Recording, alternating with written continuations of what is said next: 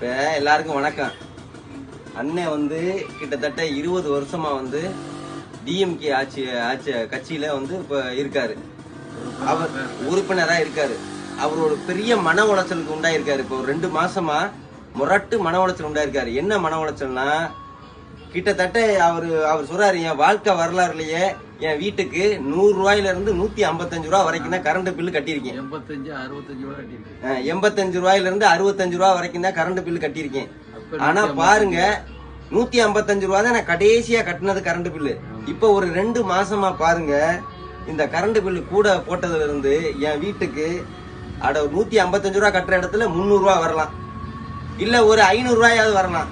ஆனா இது வந்து 10 மடங்குக்கு மேல 20 மடங்கு வந்து 2355 ரூபாய் இந்த பில்லுல கட்டியிருக்காரு. நீ கரண்ட் பில் அண்ணே வந்து ஒரு மிகுந்த வேதனையோட மன உளைச்சலோட வந்து சொல்லிட்டு இருக்காரு. நீங்களே சொல்லுங்கண்ணே. சொல்றேன். சொல்லுங்க. நான் திமுகவோட 20 ஆண்டு காலமாக ஆட்சியில இருக்கிறேன். இதுல ஒரு உறுப்பினராக தான் இருக்கிறேன். ஆனா நான் என் வீட்டுக்கு வந்து 60 ரூபாயில இருந்து 85 கட்டி இருக்கேன். 85 பிறகு 105 கட்டி இருக்கேன். 105 பிறகு கடைசி ஃபுல்லாக 155 கட்டினேன். சரி. இதுவரை இந்த அளவுக்கு 2350 நான் வீடு கட்டின காலத்துல 22 வருஷ காலத்துல கிடையாது. இது முதல் தடவை 2350 ரூபாய் கட்டிட்டு தான் போகணும்னு சொல்லிட்டாப்புல. சரி.